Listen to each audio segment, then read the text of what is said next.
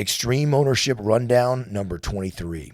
Leadership concept. Watch your language. We means you.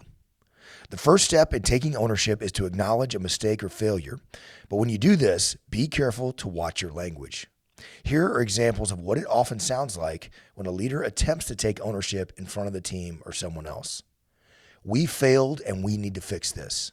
We didn't perform well and we need to do better. When you express we in the negative, the person or persons to whom you are speaking are likely to think you mean me.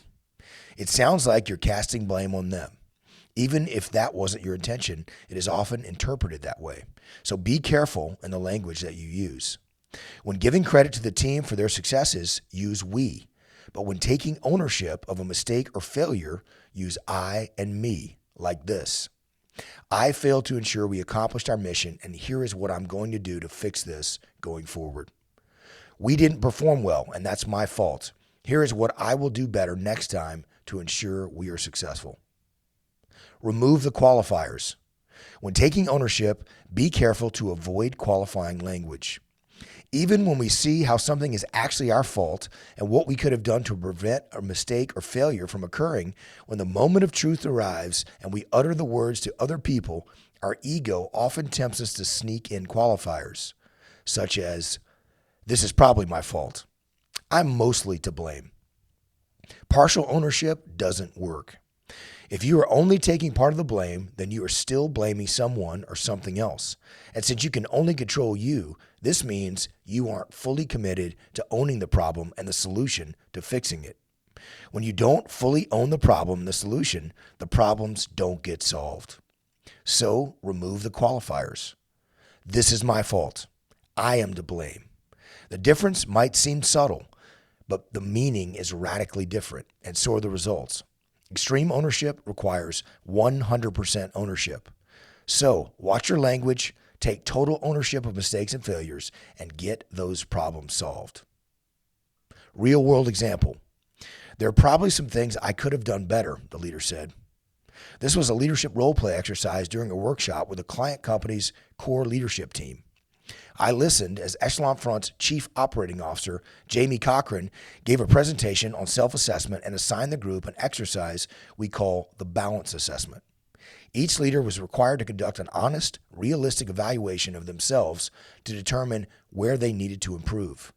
Afterward, Jamie and I listened in on the small group debriefs and selected participants for a role play exercise in front of the entire group.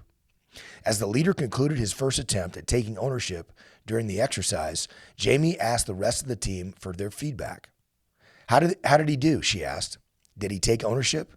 Yes, some said. Kind of, one person responded. You said, there are probably some things I could have done better, Jamie quoted back to the leader. Does that sound like extreme ownership? The leader shook his head. No. It's much easier to take ownership when privately thinking through the issue. But when it comes time to say the words, our ego often forces us to add qualifiers like probably or mostly. But that is just shifting the blame to others. If you want to solve the problem, then you have to accept that this is 100% your fault. Let's try again, Jamie said. With that, the leader launched into the second round of leadership role play. This is 100% my fault, and these are the things I'm going to do to fix the problem going forward, the leader said. It was now clear to everyone in the room that he was taking total ownership of the problem and would implement a solution to get it fixed. For action. This week, conduct a leadership role play exercise to practice using the proper language of extreme ownership. Identify a real problem or mistake that occurred and determine where you can take ownership of it. Find a trusted ally at home or work and have them play the part of an individual who is impacted and to whom you need to speak in order to take ownership. Conduct a leadership role play exercise to take ownership of the problem and implement a solution. Next, debrief the exercise and determine where you can improve. Then, role play again. Try to get 2 to 3 iterations in and track your improvement.